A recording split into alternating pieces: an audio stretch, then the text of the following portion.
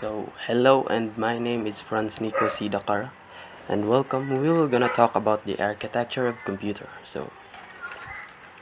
We all know every object in this world has its own architecture. Like human has its own architecture, car has its own architecture, even building and offices has its own architecture. Architecture defines how functions work. The same way with computer, it has its own architecture on which computer runs. There are two types of architecture. First, the von Neumann architecture. And second, the Harvard architecture. So architecture is also known as a computer model. Let's discuss the von Neumann architecture in detail. The von Neumann architecture was designed and developed by a great mathematician and scientist, John von Neumann, in the year 1945. So most of the computer today's world will run on a von Neumann architecture, whether mainframe or a personal computer. So let's discuss.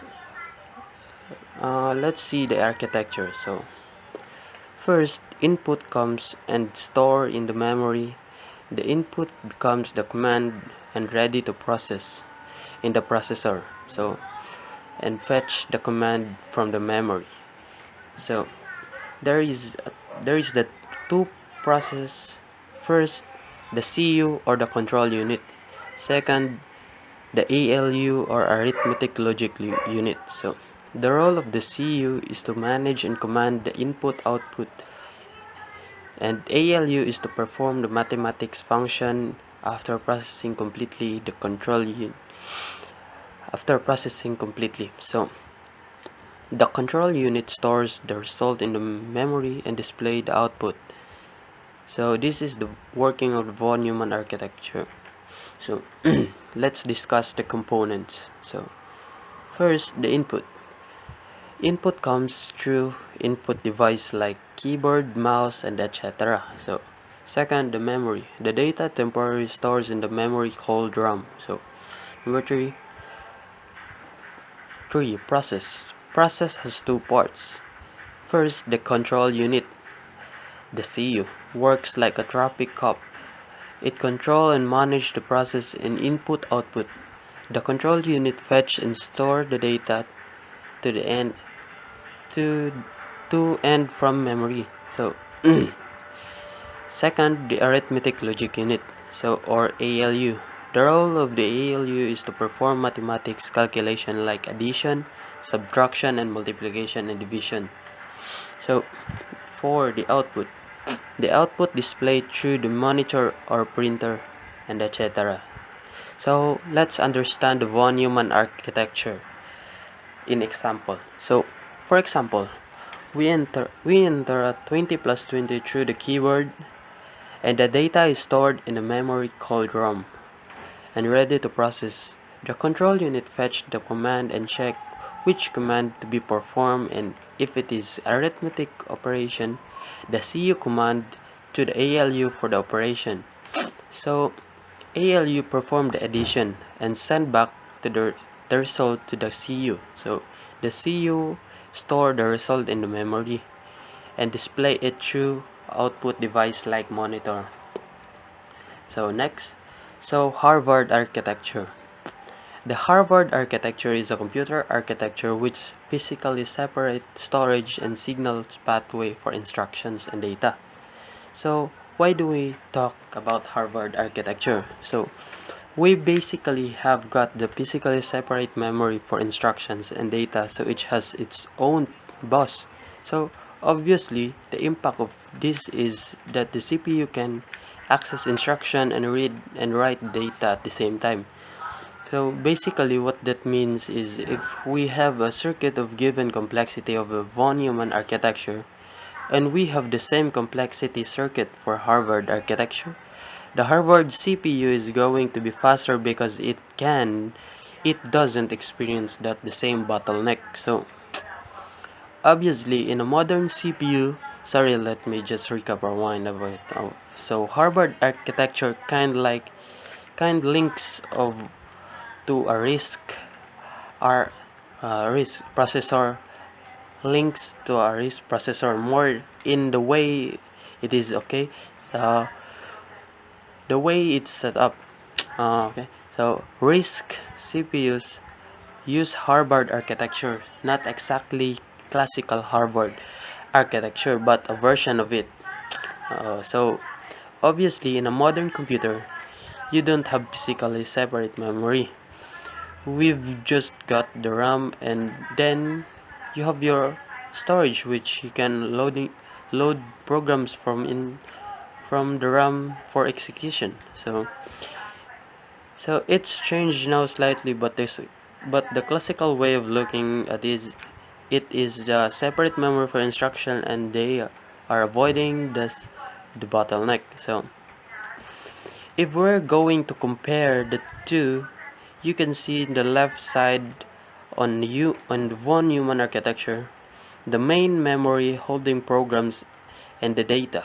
Therefore, they are contending for control of the data bus, which will slow the actual performance down, creating a bottleneck. So, on the right hand side, you've got the CPU in Harvard architecture, which two separate physical memory components, and for holding the data and one for holding the program. So, back in the let raise that alone. Let's not make it over complex now.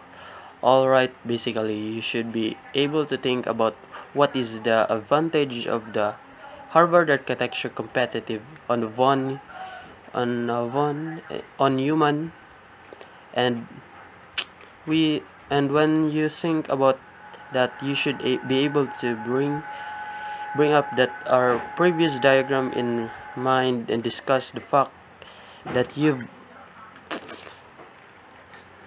you mind this fact that you have two separate physical memory location, which reduce or which negates the bottleneck experience and the von Neumann architecture.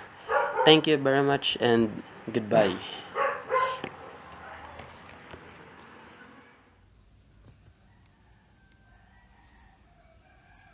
Quantum computing.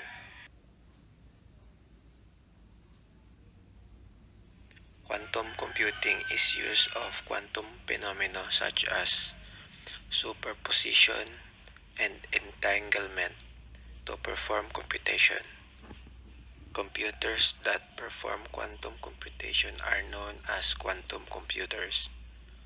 Quantum computers are believed to be able to solve certain computation problems such as integer factorization, which underlies RSA encryption, substantially faster than classical computers. The study of quantum computing is a subfield of quantum information science.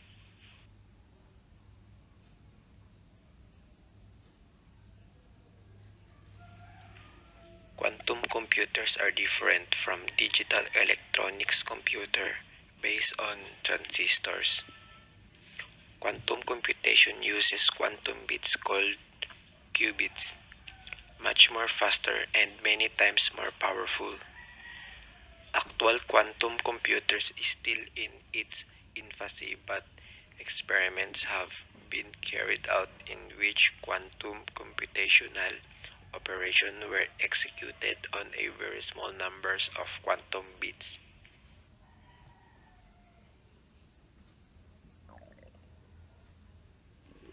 How quantum computing works.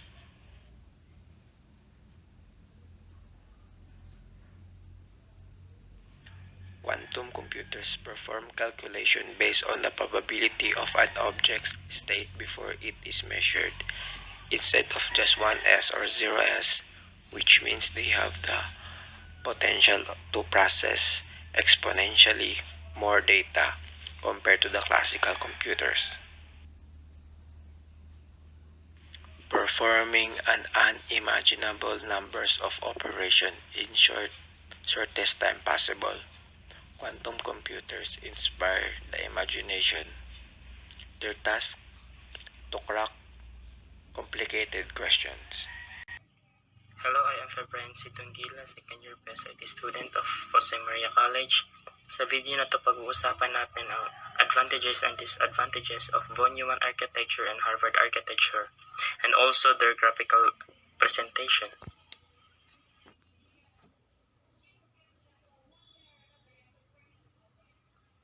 Von Neumann architecture disadvantages.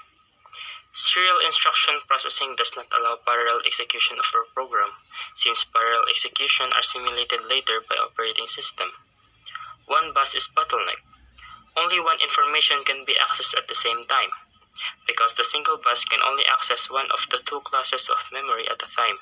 Throughput is lower than the rate of which the CPU can work. Kahit tumaas man ang takbo at memory size nito, nagiging problema pa rin ang bottleneck. Instruction can be stored memory as the data can be accidentally rewritten by an error in the program. Advantages. Control units gets data and instruction in the same way from the memory. It simplifies design and development of the control unit. Data from the memory and devices can access in the same way. Memory organization is in the hand of programmers.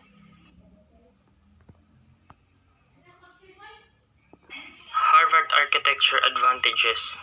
Since it has two memories, which is the program memory and data memory, this allows parallel access to data and instruction. Second, data and instruction are accessed in the same way kasi nga dalawa yung memories niya. So respectively, it has two corresponding buses for accessing these two memory spaces at saka nagre-reduce yung bottleneck experience ng Harvard architecture.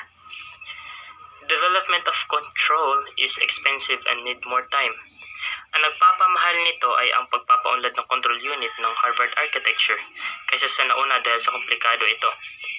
Both memory can be used in the different cell size. So generally, two memories would be present, one for data and on the other one for instruction. They have different cell size, making use of the resources very effectively. Disadvantages.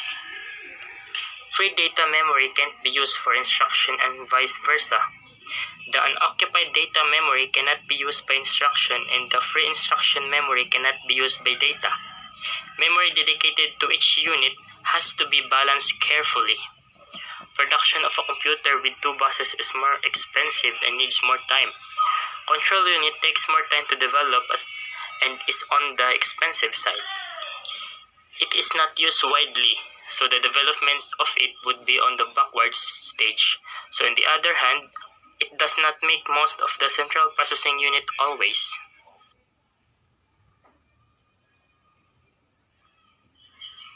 The architecture of von Neumann.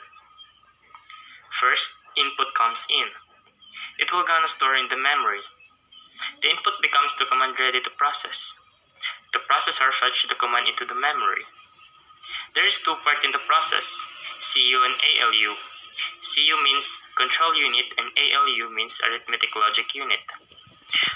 The role of the CU is to manage the commands in input and output. ALU is to work to perform mathematics function. After processing complete, the control unit stores the result in the memory and display the output. So this is the working of the von Neumann architecture. Makikita natin sa diagram to na dalawa yung memories niya. Program memory at ang data memory na may two corresponding buses for accessing these two memory spaces kung kaya nare-reduce yung bottleneck experience ng Harvard architecture.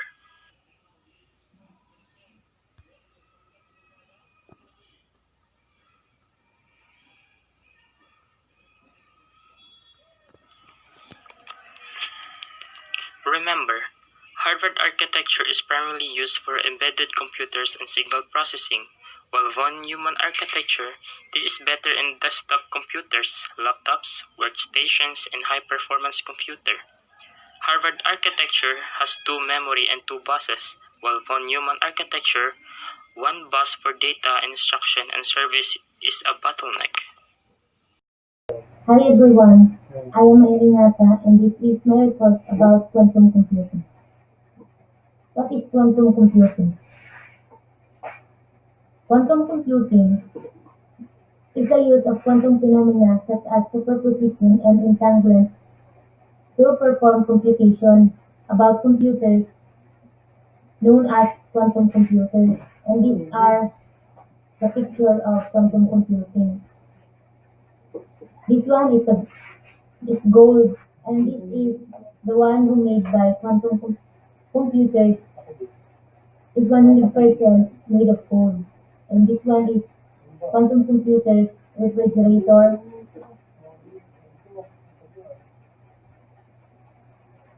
And what is quantum computing? Quantum computers, how does it work? Quantum computers perform calculation based on probability and objectivity before it's measured in instead of just IS or OS, which means they have the potential to process exponentially more data compared to classic computers.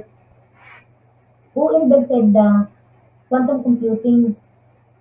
It's actual is invented the quantum computing on 1998 in Los Alamos National Laboratory with Neil Gershenfeld and the Massachusetts Institute of Technology or MIT and Mark Cubinik of the University of California at Berkeley created the first quantum computers that took qubits that could be loaded with data and output a solution.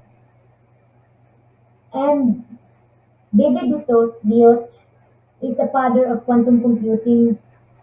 He is the Oxford University theoretical physics is credited with being the father of quantum computing.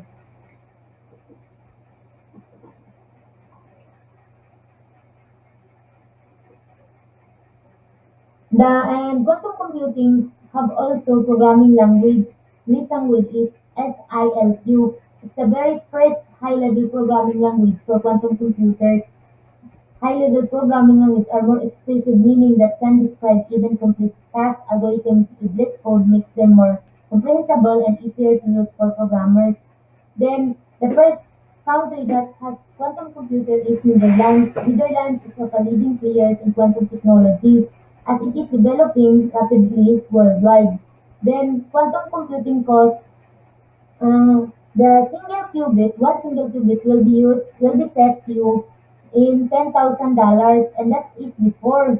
But for now, considered by research and developing costs, at that price, a useful universal quantum computer hardware alone comes in the list of $10,000 billion US dollar. This is for a machine full through commercial value. It's far from the current. Is far from granted.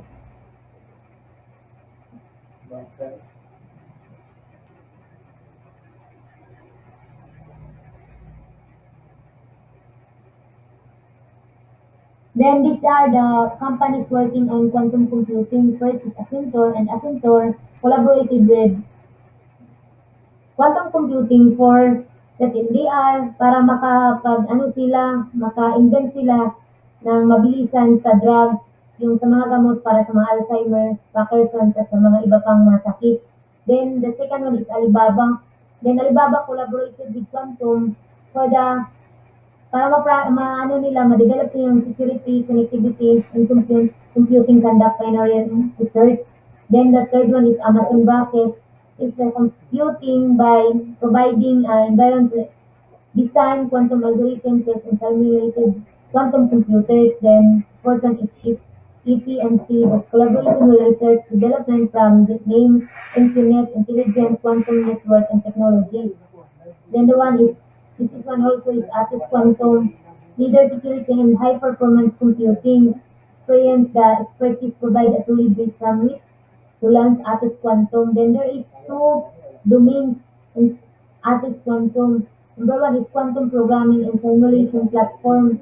And then number two, generation quantum powered and supercomputers as well as quantum cybersecurity.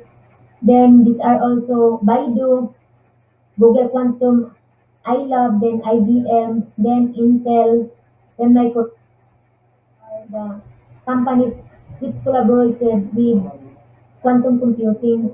Then there are also advantages and disadvantages of using quantum computing. Advantages is quantum computers have a potential to revolutionize computation by making certain types of classically interactable problems solvable, while no quantum computer is yet sophisticated enough to carry out calculations that are classical computers can.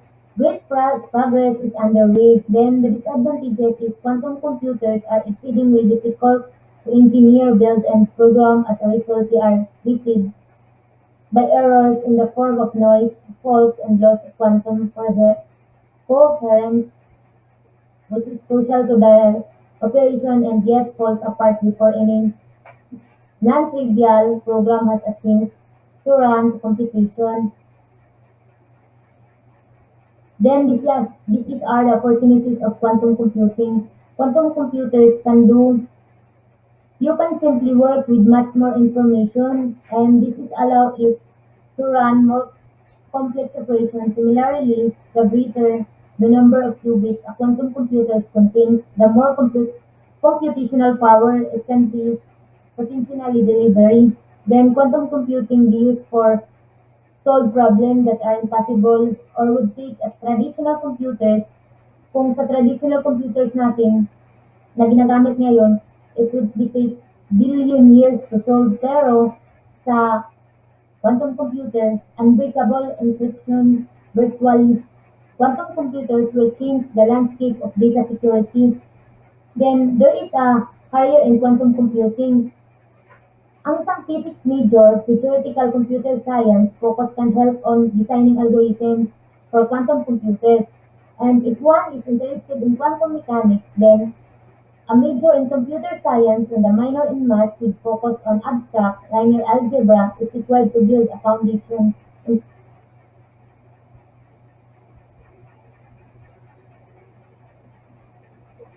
Can quantum computing be used in business also? Technology firms developing quantum computers are already partnering with businesses to identify potential use cases, develop quantum computers, algorithms, and test solutions on actual quantum computers.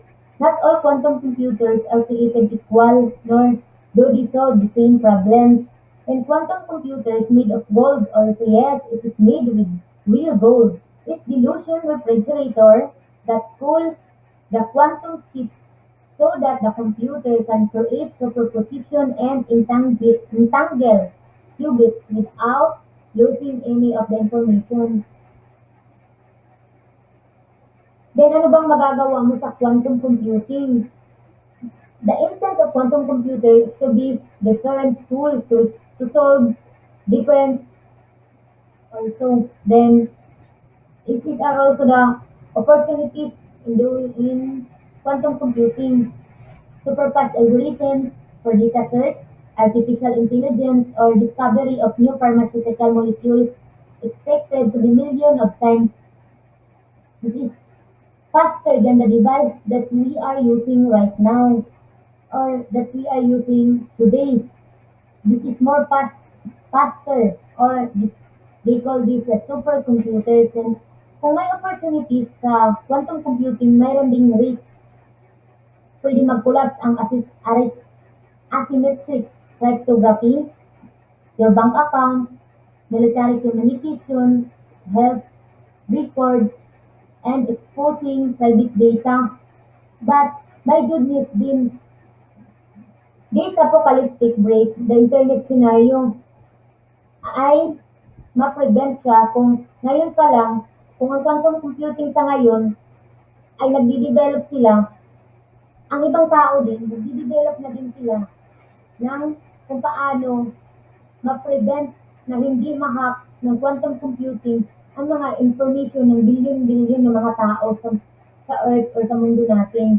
Kung ngayon pa lang, may nag-iisip na o may gumawa na para maharang ang quantum computing, yung mga data niya na hindi niya makalculate yung mga, para hindi siya makahack, hindi mahack natin. Then, activities that will be vulnerable with the quantum computing era, online banking, cloud computing, online gaming, e-commerce, email, device updates, and this is also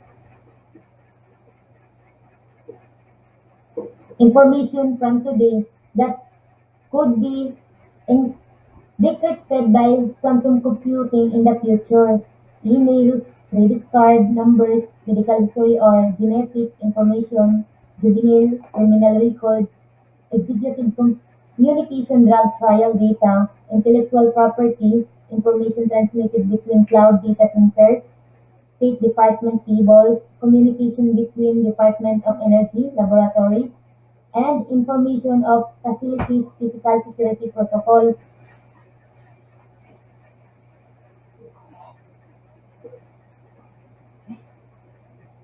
Prevention is possible, yes.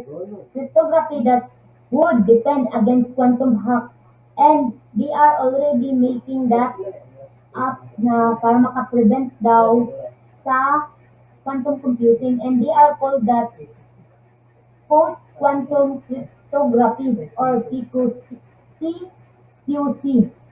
Experts are currently developing PQC solution, but they will not to be standardized and widely adopted that could take years or even decades. The US government recently took steps to accelerate quantum research and development, including the passage of the National Quantum Initiative. The law mandates funding, human capital, and congressional oversight of quantum advancement. This is a great first step, the RAND researchers said, but there's room to do more, and the clock is ticking. Then this is the saying that says for all of us, it's not all doom and gloom for future. You and your bank account, quantum computers could break the internet. That much is true. But whether that actually happens is entirely up to us. Thank you.